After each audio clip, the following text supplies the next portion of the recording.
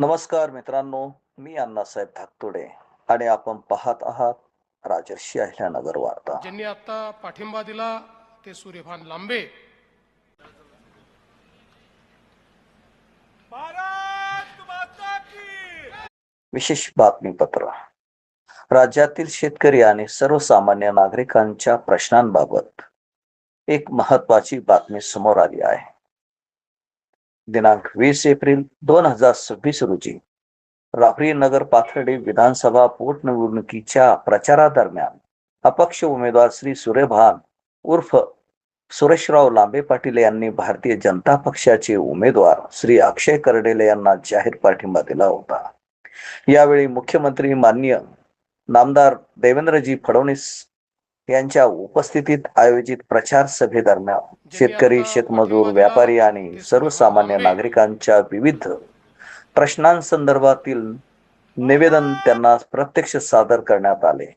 या निवेदनामध्ये 31 मार्च 2026 पर्यंत चालू आणि थकीत कर्ज असलेल्या शेतकऱ्यांना कोणतीही अट न लावता किमान 3 लाख रुपयांपर्यंत सरसकट कर्जमाफी देण्यात यावी अशी प्रमुख मागणी करण्यात आली होती. तसेच नियमित कर्जफेड करणाऱ्या शेतकऱ्यांना आर्थिक प्रोत्साहन देण्यात यावे अशी ही मागणी करण्यात आली होती. याशिवाय राहुरी तालुका तसेच राहुरी नगर पाथर्डी विधानसभा मतदारसंघातील शेतकरी, व्यापारी, कामगार आणि सर्वसामान्य नागरिकांच्या 18 प्रलंबित प्रश्नावर तातडीने निर्णय घ्यावा अशी मागणी ही या निवेदनाद्वारे करण्यात आली होती. मुख्यमंत्री देवेंद्र फडणवीस यांनी निवेदन स्वीकारून या प्रश्नावर सकारात्मक भूमिका घेण्याचे आश्वासन दिल्याचे सांगण्यात आले आहे. दरम्यान या निवेदनातील काही मागण्यांवर शासनाकडून काही प्रमाणात सकारात्मक प्रतिसाद मिळत असल्याचे दिसून येत आहे.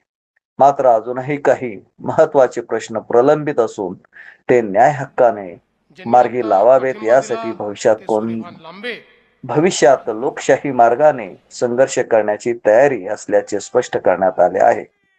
यासाठी सर्व पीडित शेतकरी, शेतमजूर, व्यापारी आणि सर्वसामान्य नागरिकांनी एकजुटीने साथ द्यावी असे आवाहन सुरेशराव लांबे पाटील यांनी केले आहे.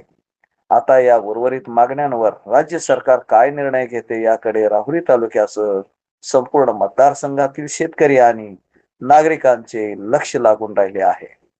ही होती राजर्षी अहिल्यानगर वार्ताची विशेष बातमी. अशाच ताज्या, नवनवीन, विश्वासार्ह आणि स्थानिक बातम्यांसाठी राजर्षी अहिल्यानगर वार्ता या YouTube चॅनलला सबस्क्राईब करा, व्हिडिओला लाईक करा आणि बेल आयकॉन दाबायला विसरू नका. धन्यवाद. जय महाराष्ट्र.